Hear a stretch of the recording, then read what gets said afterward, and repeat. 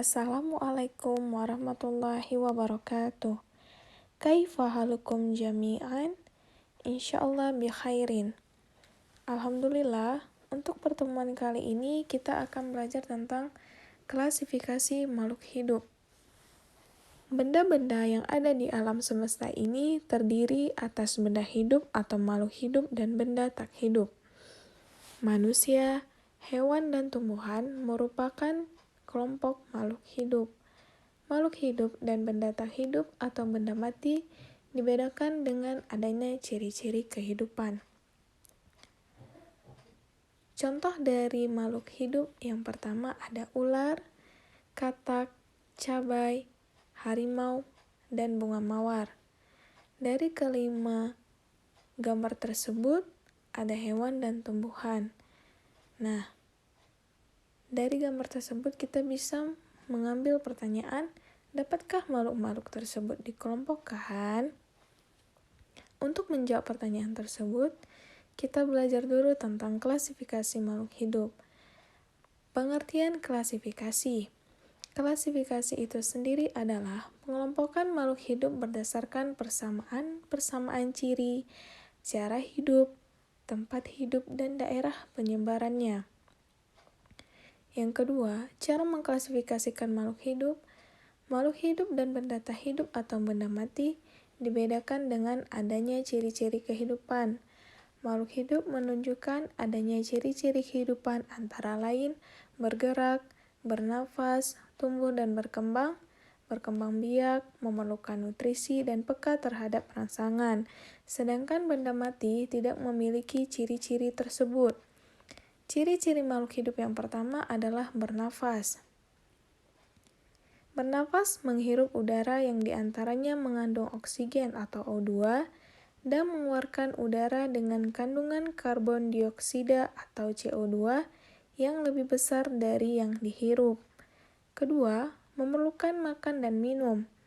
Untuk beraktivitas, makhluk hidup biasanya memerlukan energi.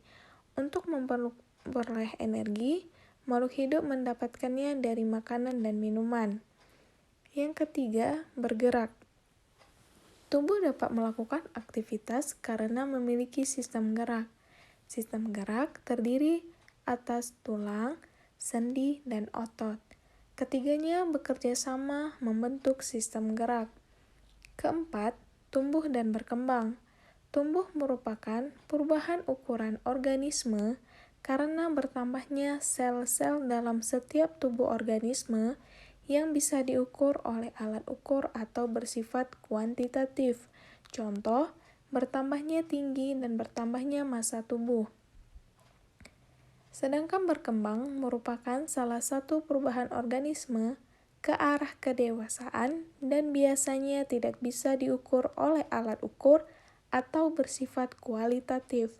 Contoh, sifat kedewasaan seseorang akan berkembang seiring berjalannya waktu. 5. Berkembang biak atau reproduksi. Kemampuan makhluk hidup untuk memperoleh keturunan disebut dengan berkembang biak atau reproduksi. Berkembang biak bertujuan untuk melestarikan keturunan agar tidak punah. 6. Peka terhadap rangsangan.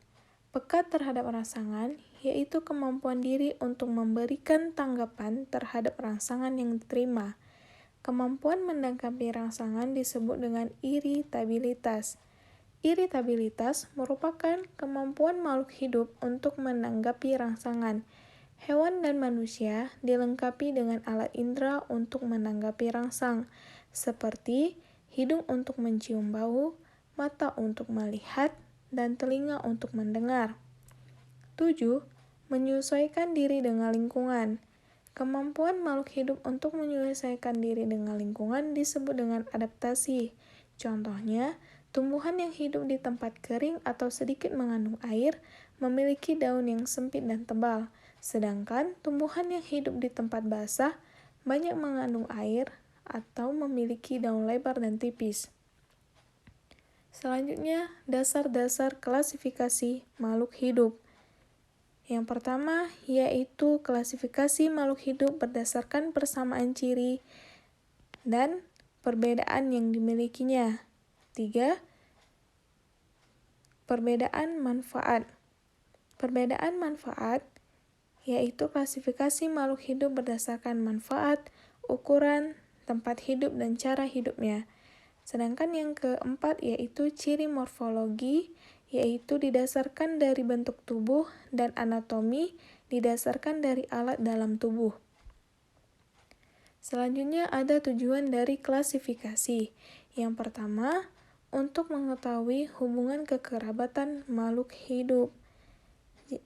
Yang kedua, mengelompokkan makhluk hidup berdasarkan persamaan ciri dan perbedaan ciri yang dimilikinya.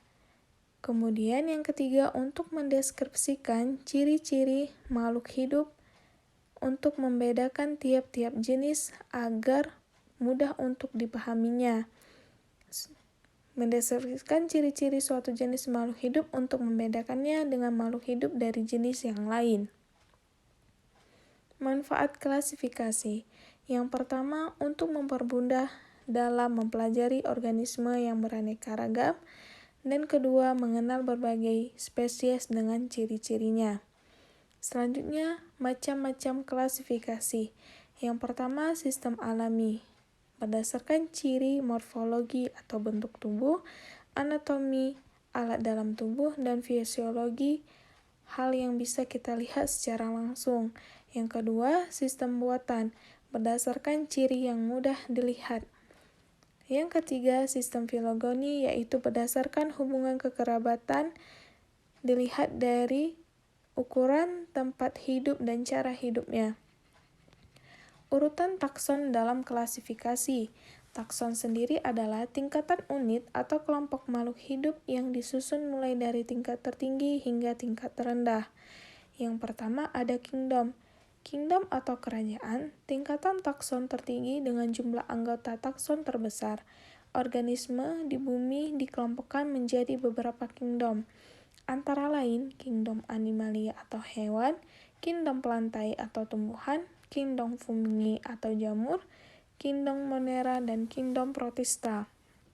Yang kedua, divisi atau filum.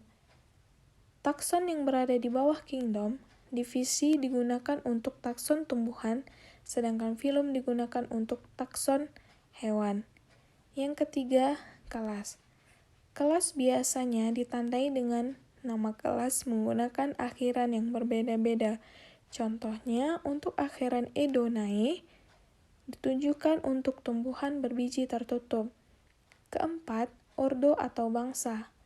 Anggota takson pada setiap kelas dikelompokkan lagi menjadi beberapa ordo atau bangsa. Hal ini didasarkan pada persamaan ciri-ciri yang lebih khusus. 5. Familia atau suku. Anggota takson setiap ordo dikelompokkan lagi menjadi beberapa famili berdasarkan persamaan ciri-ciri tertentu. Keenam, genus atau marga. Setiap anggota famili yang sudah dikelompokkan tadi lagi menjadi beberapa genus atau marga berdasarkan persamaan ciri-ciri tertentu yang lebih khusus. Biasanya, huruf pertama genus ditulis dengan huruf kapital dan nama genus ditulis dengan huruf yang dicetak miring atau digaris bawahi. 7. Spesies atau jenis.